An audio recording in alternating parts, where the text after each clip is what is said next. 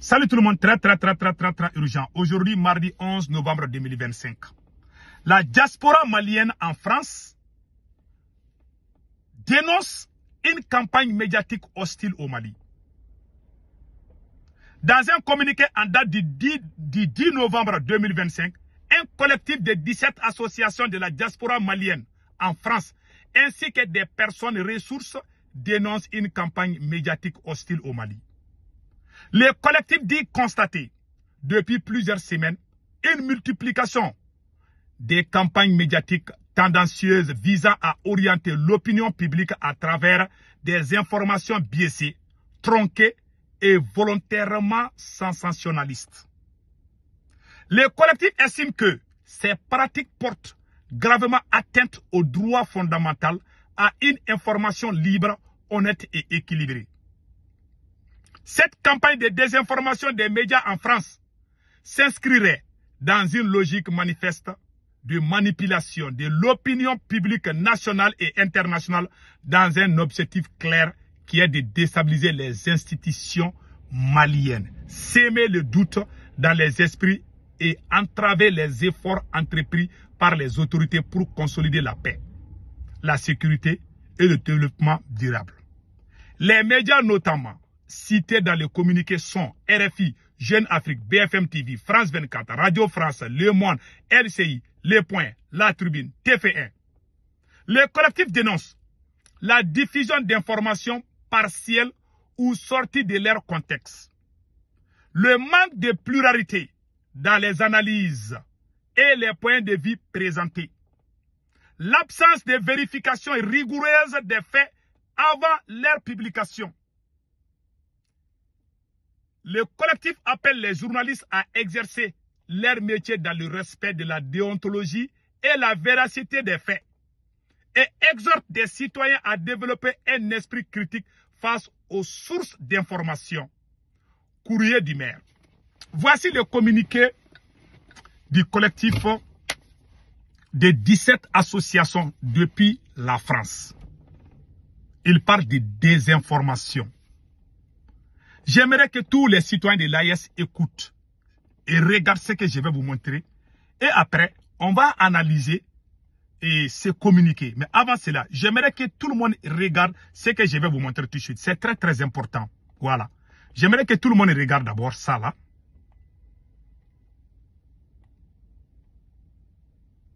Voilà. Je vais vous montrer quelque chose. Le ministère de l'Intérieur évoque une menace terroriste maximale. En France. Dans une note envoyée au préfet et aux forces de l'ordre, Laurent Nunez demande de renforcer les mesures de vigilance dans les salles de concert et manifestations festives. Et il ajoute à la main que notre attention doit être soutenue tout au long de la semaine du 10 au 16 novembre. Voilà. Une note d'information. La France dit qu'il y a menace de terror sur le territoire français. Deuxièmement, dans les salles de concert, dans les salles de conférence, partout il y a des regroupements, tout le monde doit être vigilant. Tout le monde a entendu, il ne parle pas du Mali, mais il parle de la France. Maintenant, écoutons le reste. Vous savez, quand vous avez des grands moments de commémoration comme ça, il est normal que le ministre de l'Intérieur demande une plus grande vigilance à l'ensemble des forces de sécurité intérieure. Il y a de menaces précises qui a été détectée, mais on est dans un contexte commémoration, contexte qui fait que, évidemment, une attaque terroriste aura un tel retentissement qu'il est normal que l'on rehausse le niveau de sécurisation. Hier, le parquet national antiterroriste confirmait que 3 jeunes femmes d'une vingtaine d'années avaient été arrêtées à Vierzon et près de Lyon, soupçonnées de préparer un attentat à Paris contre un bar ou une salle de spectacle. Elles incarnent d'ailleurs un changement de la menace depuis 10 ans, qui provient d'individus de plus en plus jeunes, nés en France et n'ayant jamais quitté le territoire. L'État islamique a modifié sa doctrine. C'est-à-dire qu'avant, les individus partaient dans un théâtre d'opération terroriste extérieur pour se former. Aujourd'hui, c'est rester chez vous. Les réseaux sociaux font le reste. Et puis, vous pouvez commettre un attentat avec un véhicule, avec un couteau, comme c'est le cas en France maintenant depuis quelques années.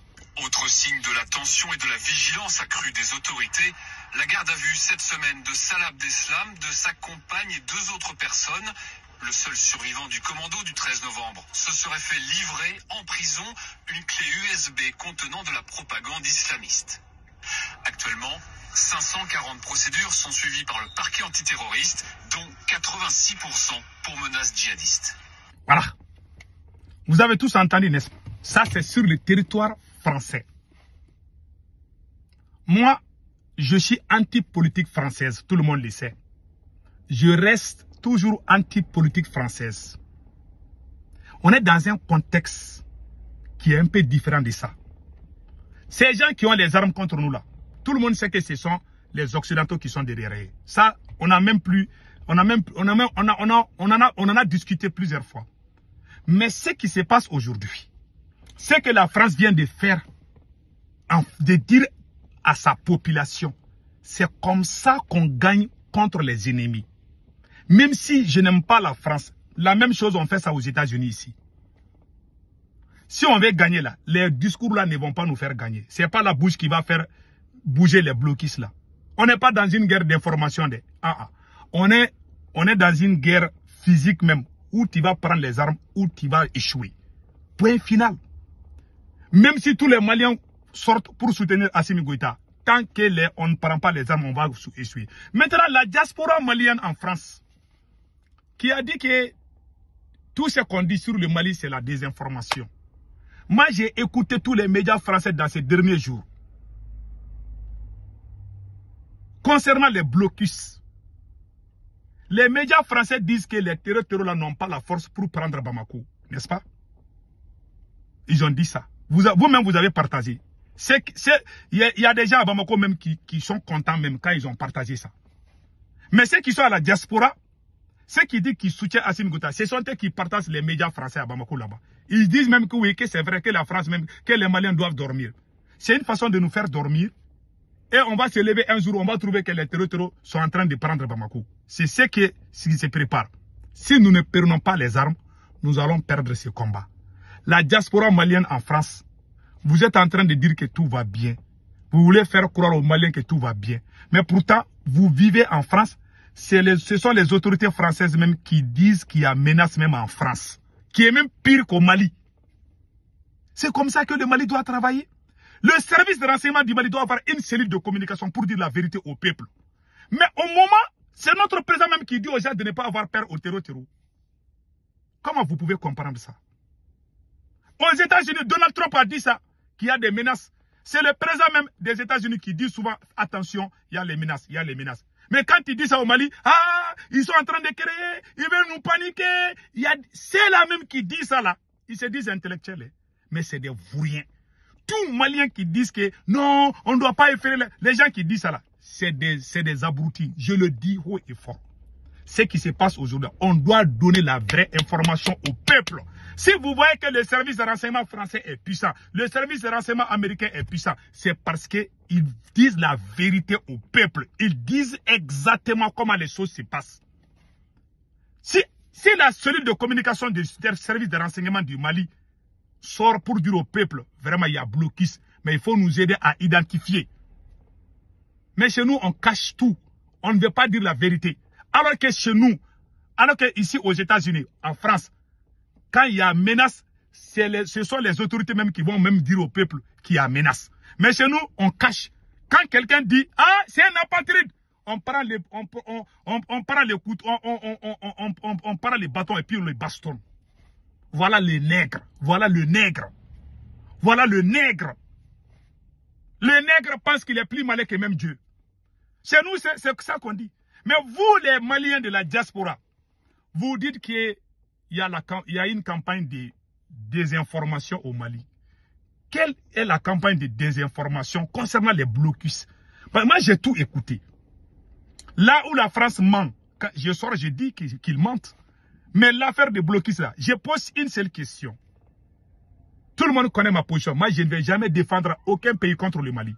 Mais la vérité est que nos autorités là ont échoué. Assimi Goïta, vous êtes en train de faire le culte des personnalités. Vous êtes en train de soutenir Assimi Goïta. Et on sait comment ça se passe. Beaucoup de gens sont payés pour faire ces bêtises-là, pour mentir, pour manipuler le peuple et cacher la défaite de Assimi Goïta. Et cacher l'échec de Assimi Goïta pour aller accuser X ou Y. Ce qui se passe aujourd'hui là, il y a certains Maliens qui ont pris les armes contre le Mali. La plupart de ces terroristes-là, c'est des Maliens, n'est-ce pas? Même si la France est derrière, il y a quelques mercenaires du côté du nord. Ça, il faut le dire. Il y a des étrangers là-dedans, mais ils sont dans le côté du nord, vers la frontière algérienne. Mais ceux qui sont à Kaï, là, ce ne sont pas des étrangers. Les gens qui font les blocus, là, vers Kaï, Nioro, là, c'est des Maliens. 99% sont des Maliens. Oui. Mais ceux qui sont vers le nord, les Kidal, là, il y a des étrangers dedans. Mais on doit dire la vérité au peuple. Dans l'AES, là, c'est le mensonge qui est devenu patriotisme. Tu sors, tu mens. Tu dis que même le président Assimi Goïta a causé avec Dieu. On va t'applaudir. Tu mens et puis tu mens pour défendre. C'est comme ça et ils pensent que c'est ça les patriotes. Moi, je ne vais jamais mentir pour défendre. Je dis comment les choses se passent.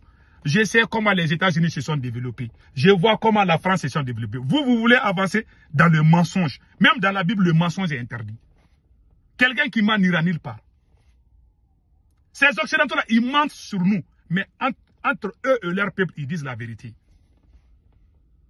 On a attrapé un président américain avec une copine, Bill Clinton. Bill Clinton a été pris avec une femme, non? Il a avoué, il a demandé pardon. Quand tu es un président qui court derrière les fesses, tu ne vas pas devenir président des États-Unis. Un président infidèle à sa femme ne va jamais devenir président des États-Unis ici. Vous pensez que vous allez atteindre ces Occidentaux-là? Vous allez mourir comme ça là. Vous n'allez pas les atteindre. Parce que ils sont les dirigeants qui dirigent ces pays-là, la France et les États. Ils sont plus honnêtes envers leur peuple que vous. Les États-Unis sont allés détruire l'Irak. Ils sont allés détruire beaucoup de pays. Mais l'argent là, est-ce que vous avez vu que le président a donné l'argent à sa copine ou bien à sa famille? L'argent là, c'est pour le peuple américain. L'argent que la France vole en Afrique, c'est pour le peuple français. C'est pas pour Macron, c'est pas pour Nicolas. Nicolas Sarkozy a tenté de faire des zigzags là, on l'a mis en prison. Mais la façon dont ils pillent nos recherches, si nos présidents avaient cette force, ils vont devenir billionnaires. Ils vont tout manger avec leur famille, avec leur gros ventre. Vous voulez attendre ces gens-là, vous n'irez nulle part. Il y a des présidents africains qui sont honnêtes, qui travaillent pour leur peuple. Les gens accusent Paul Kagame de Rwanda. Paul Kagame, il a tout ce qu'il fait, il donne ça au peuple ougandais. Et regardez comment les Ougandais sont dans les conditions. Même si les gens disent n'importe quoi contre lui, mais regardez comment il est en train de construire son pays. Vous pouvez faire ça. Assimi Goïta peut faire ça. Lors du Mali, là, ça peut faire quoi? La diaspora malienne qui est en train de parler là, si vous êtes garçon, prenez vos bagages et puis venez au Mali, prendre une voiture là, et puis quitter Bamako pour aller à Ségou. Ceux qui parlent en France, ceux qui dénoncent la campagne de désinformation là, si c'est faux, prenez des billets d'avion et venez au Mali, prenez une voiture ou un car et puis vous allez vous filmer, hein. Vous allez dire que la France est en train de mentir. Il n'y a pas de blocus au Mali. Vous allez prendre une voiture là pour quitter Bamako et puis aller à Ségou. C'est en ce moment que vous allez voir s'il y a blocus, oui ou non. Vous êtes assis en France là-bas. Vous dites que tout est faux, que tout va bien au Mali. Parce qu'il y a des gens qu'on paye. Je ne sais pas si vous êtes payé. Il y a aussi des abrutis qui ne connaissent rien. Il y a aussi des manipulateurs. Il y a aussi des inconscients. Il y a certains individus qui sont des inconscients. Ils ne font que la culte des personnalités. Et ils défendent les personnes et loin les nations. Moi, j'ai fait la France, j'ai fait les États-Unis. Je sais comment ces pays-là se développent. Je connais comment ces pays-là se développent. Il faut dire la vérité à ton peuple. Si vous voyez que le service de renseignement français est piquant, c'est comme ça, ils communiquent, ils disent la vérité. Quand il y a eu l'attaque de Charlie Hebdo. Mais aux États-Unis, si moi je prends le téléphone aujourd'hui pour appeler, la police de New York pour dire que, attention, j'ai vu quelqu'un qui allait dans le métro, dans tel quartier. La police va mettre alerte partout. Ils vont dire au peuple, attention, il ne faut pas prendre le métro nord, il ne faut pas prendre le train ABC parce qu'il y a quelqu'un qui a appelé pour dire qu'il y a les suspects dedans. Si moi je vais tout de suite là, je vais appeler, je vais dire ça et puis ils vont mettre alerte partout. Mais au Mali, ils vont cacher. Non, on doit cacher. Sinon, les gens vont dire qu'Assimi Goïta est incapable. On va protéger Assimi Goïta, mais nous allons mourir. Mais vous êtes quoi? Vous êtes des animaux, mais vous êtes quoi? Mais puis, il y a des gens qui sont d'accord avec ça. Hein. On va mourir pour un homme. On ne va pas mourir pour le Mali. Ceux qui crient en France là-bas, là, prenez un billet d'avion et venez au Mali et prenez une voiture pour quitter Bamako je vous dis 50 km de Bamako seulement. à 50 km de Bamako. Vous allez vous filmer, vous allez dire que tout va bien au Mali. Nous sommes en train de prendre une voiture, nous allons nous balader partout. Vous allez rencontrer les terroristes là. Ils vont vous faire ce que vous n'avez pas imaginé. Pourquoi ça sert à quoi de mentir? Assimi Goïta doit sortir dire au peuple malien, vraiment, la situation est ça. C'est ça le renseignement. Le renseignement doit dire tout. Vraiment, le pays est dans cette situation. On doit dire comment les choses se passent et puis préparer l'esprit des gens. Quand Poutine même qui nous aide là, Poutine a dit au peuple russe, toutes ces choses-là, Poutine a dit ça. Poutine a dit qu'il y aura il y aura des attentats, il y aura. Poutine a tout dit avant la guerre de l'Ukraine. Vous ne dites rien à vos peuples. Vous protégez votre pouvoir.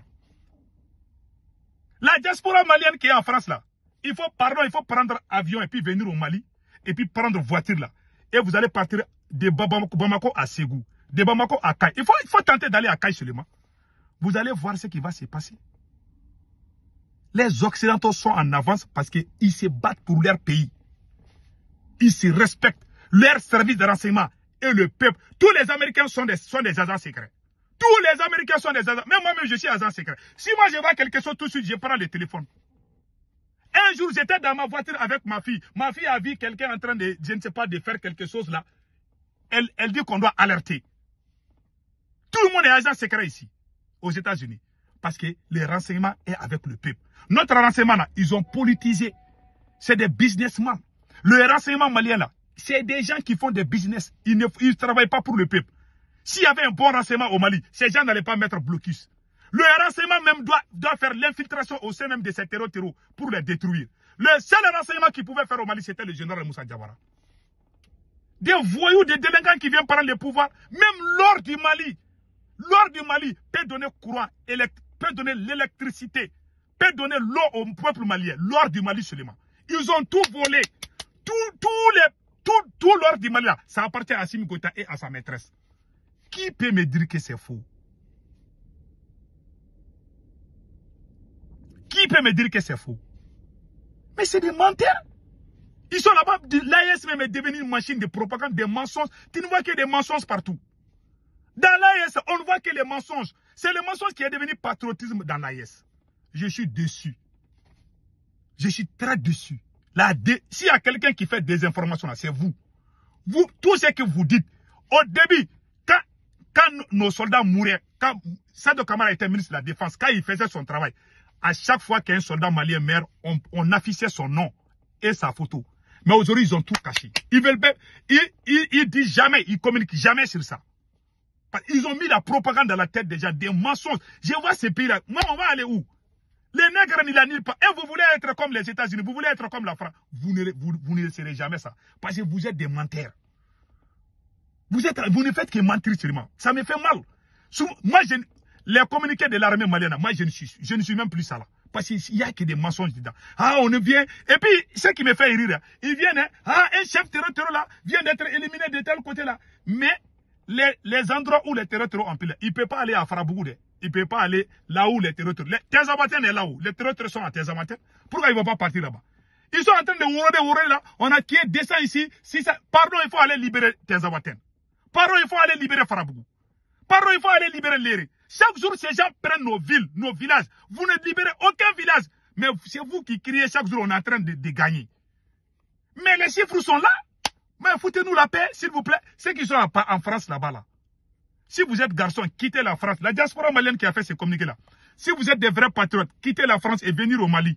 Prendre les voitures là pour quitter Bamako et puis aller à Kay. Et puis vous allez vous filmer. Hein. Vous allez dire que ah, nous, la diaspora malienne, on est des garçons, on a quitté la France. On est bien arrivé à Bamako. Nous allons prendre des cars et puis nous allons partir à Kay. À ce moment-là, on va dire que c'est vrai, il n'y a pas de blocus. On vous attend. Hein.